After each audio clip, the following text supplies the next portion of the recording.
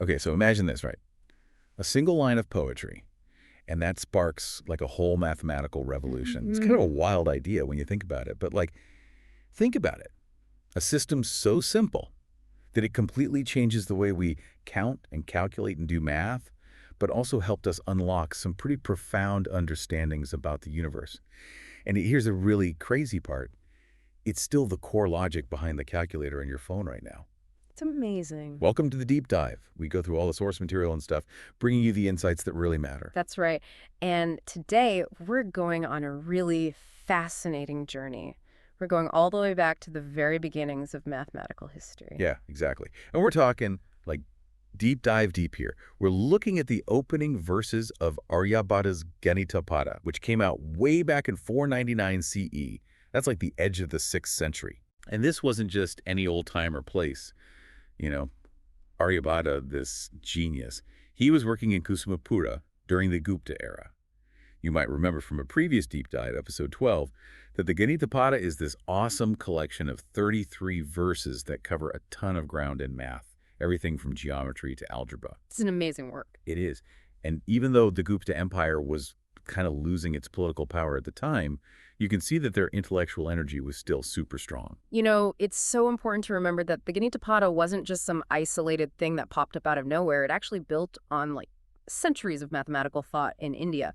But what Aryabhata did was something really special. He brought a level of systematization and clarity that was like a turning point in how we understand and use numbers. For this deep dive, we're going to really focus in on something very specific.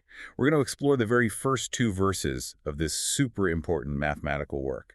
The first verse is like this beautiful, almost reverent invocation of the cosmos. You know, it sets a very specific tone and context. And then verse 2, well, that's where things get really interesting because that's where he introduces the decimal place value system. And that's the system that forms the foundation of our modern mathematics. We've got our source materials ready to go, and I'm super excited to jump in. So let's get started. Let's really break down verse 1. What's going on there? Verse 1 is really captivating. It gives us this incredible glimpse into Aryabhata's view of the world. It starts with what's called a Mangalakana. You can think of it like an invocation, almost like a prayer or a salutation. Okay, yeah. It's like his way of connecting his work in mathematics with a larger cosmic understanding. Like he's not just doing these abstract calculations that are totally separate from everything else. Right, right. So instead of just jumping straight into theorems and equations, there's this moment of deep respect. Exactly. I'm curious, what does the original Sanskrit actually say? Okay, so in Sanskrit, it goes like this. Brahma kushishibhab gravi guravi kuja guru kavagan namfasya riyafasihani gatati Kusumapura bhyarchita janamwan. Wow, that sounds complex. It's beautiful, actually. And for those listening along, the pronunciation sounds something like this. Brahma kusha shibuda, bivravi kujavi, kujaguru, konabakanaman. Namaskritya Aryabhatas tuiha nigadati Kusumapure apahyarchitam jayanwainam. Wow.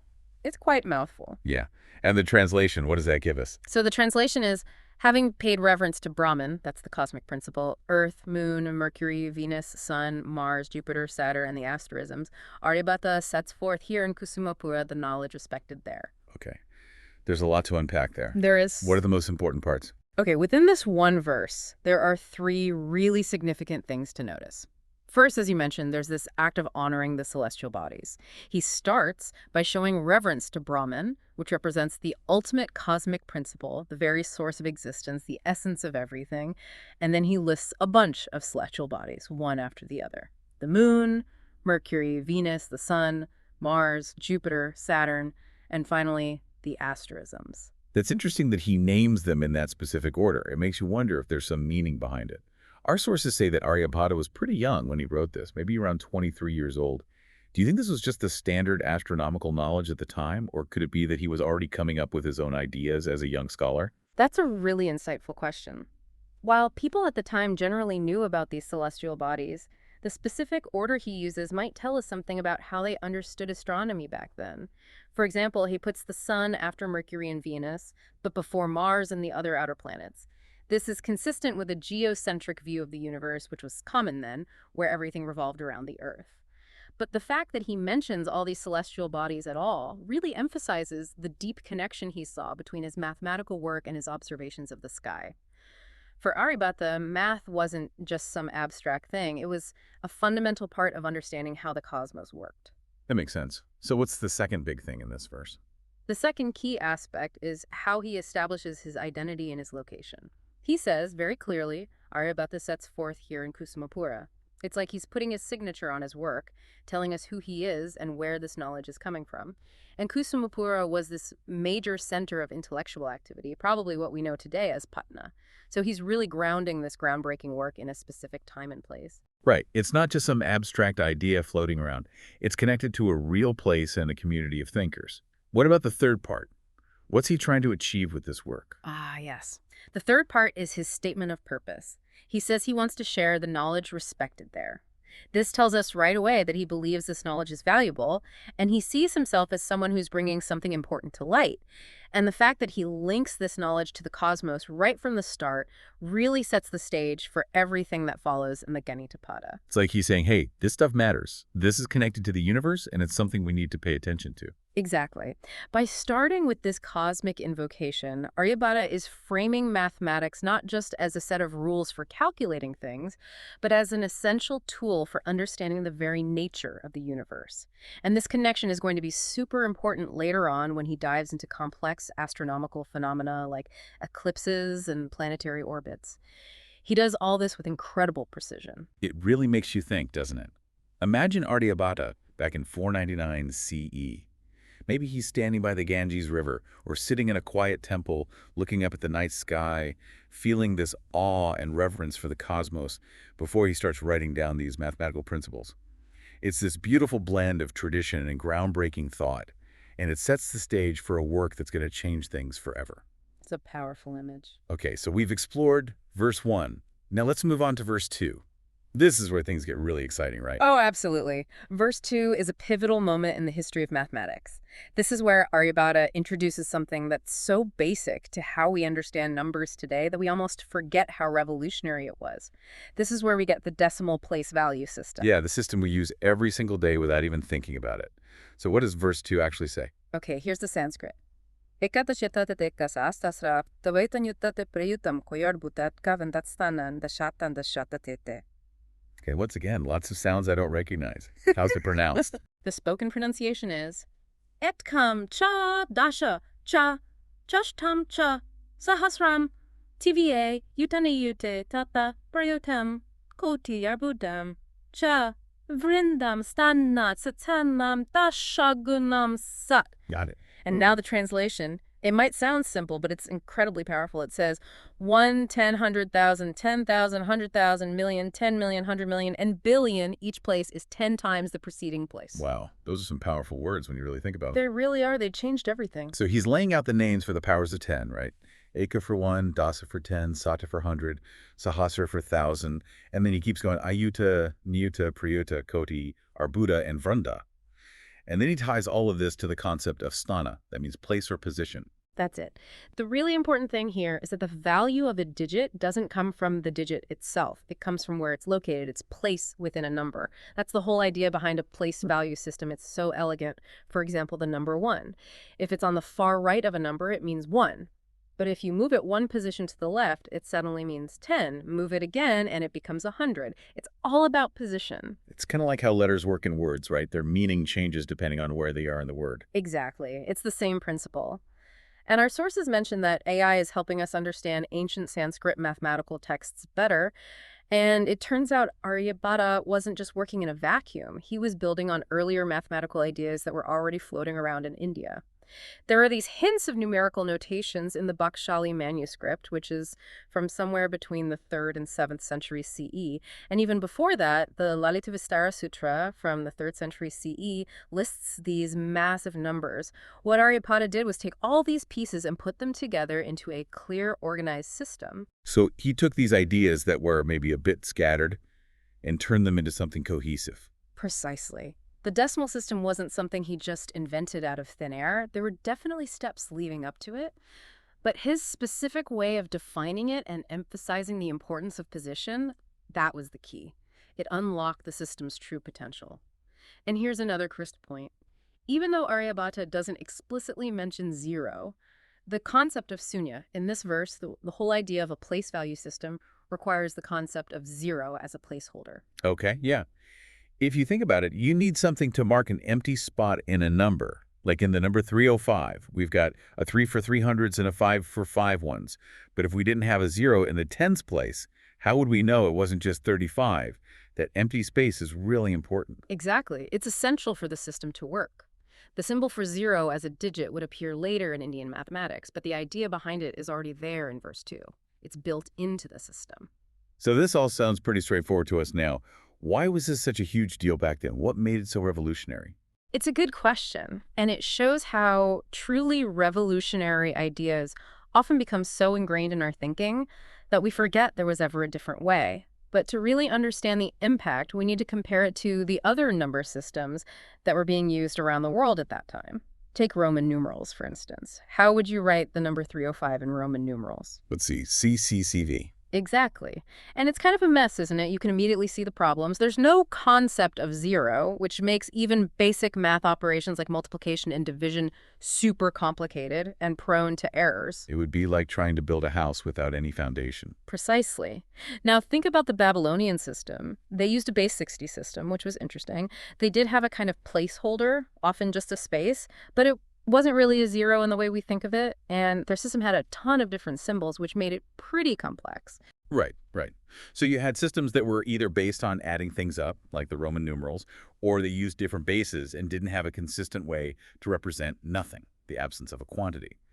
And then Aryabhata comes along with this elegant base 10 positional system that only needs 10 unique digits, the numerals 1 through 9, and later the addition of 0 to represent any number, no matter how big or small. And that's the genius of it. It's simple and efficient. One of our sources compares it to modern AI models, and it's a great comparison.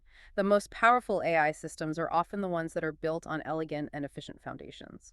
So kind of like a streamlined code where every line does a lot of work. Precisely. Think about writing the number 305. In the Devanagari script, which descended from the Brahmi script and was used to write Sanskrit, it's just 3 symbols. Compare that to the 5 symbols you need for CCCV and Roman numerals. The difference is clear, especially when you're dealing with massive numbers or doing complex calculations. And I imagine being able to handle really big numbers was a huge advantage. Like in Indian astronomy, there's this concept of the yuga, which is this vast cosmic cycle spanning millions of years, 4,320,000 years to be exact. Trying to represent and calculate with a number that big using Roman numerals or the Babylonian system would have been a nightmare. Absolutely. It would have been incredibly difficult and prone to errors. Aryabhata's decimal system gave astronomers and mathematicians the tools they needed to work with these massive timescales and astronomical distances. And it wasn't just later mathematicians who recognized how important this breakthrough was. We know that his contemporaries were impressed too. Bhaskara, who was a famous 7th century mathematician and astronomer, wrote a commentary on Aryabhata's major work, the Aryabhata. He praised this system, calling it Likagamanyayana, which means the unsurpassed method of calculation. He even said that numbers seem to bloom from this system, emphasizing the idea that a digit's value is created by its position. It's a beautiful way to describe it. Numbers bloom from the system. That's a really evocative image. It suggests that this wasn't just about making calculations easier. It was about opening up new ways of thinking about numbers, paving the way for more complex mathematical concepts. So we have this revolutionary system taking shape in Kusumapura. How did it spread from there? The spread of Aryabhata's decimal system is a fascinating story. It shows how interconnected intellectual history really is. Our sources point to Al-Khwarizmi, a brilliant Persian scholar who lived in Baghdad in the 8th century. He was really important in adopting and popularizing this Indian number system. He also played a key role in introducing a symbol for 0, which made the notation even more streamlined. His writings were later translated into Latin, which helped bring these Hindu-Arabic numerals, as they came to be known, to Europe. And then there's Fibonacci, also known as Leonardo of Pisa in the early 13th century. His book, Liber Abaci, which came out in 1202, really helped to popularize the system in Europe. It showed how useful it was for things like accounting and calculation. But, as our sources point out, it took a while for Europe to fully embrace these new numerals. It wasn't until over 300 years later that they finally replaced Roman numerals. It's amazing how long it can take for a truly revolutionary idea to be fully accepted. But the efficiency, flexibility, and sheer power of Aryabhata's decimal system, especially with the zero added in, were undeniable. It eventually became the foundation of modern mathematics, not just in Europe, but around the world. It's mind-blowing to think that something developed in India in the 5th century is now the universal language of mathematics. And our sources even talk about how modern technology like artificial intelligence shows just how powerful this system is for incredibly complex calculations. Absolutely. It's amazing how well this system scales up. And it's important to remember that for Aryabhata, this wasn't just some abstract theory. He had practical applications in mind, too. He wanted to make calculations easier for everyday life, like for merchants doing trade. But he also needed a better system for his own astronomical work. He was able to achieve incredible accuracy in calculating things like eclipses, and that wouldn't have been possible without a robust and efficient number system. So when you look at verses 1 and 2 of the Ganitapada together, they really form the heart of this incredibly important work. In verse 1, you have this deep respect for the cosmos, this understanding that knowledge and the universe are connected. And then in verse 2, you have the introduction of this game-changing mathematical system that would go on to reshape math, science, and technology for centuries. It's a powerful combination. And that brings us to the end of our deep dive for today. But we're not done exploring Aryabhata's genius just yet. In our next installment, Deep Dive 13.3, we're going to continue this journey by looking at his groundbreaking work in geometry and his incredibly accurate approximation of pi. He figured this out centuries before European mathematicians reached the same level of precision. There's still so much to discover in the Ganitapada. So, before we go, I want to leave you with a thought. We use our number system every day without even thinking about it. It seems so basic, so obvious. But it's actually the result of these incredible intellectual breakthroughs that happened centuries ago. It makes you wonder, what other fundamental concepts do we take for granted? Where did they come from? What kind of brilliance and effort went into creating them? It's something worth thinking about. Thanks for joining us on this deep dive. It's been a pleasure. Until next time. See you then.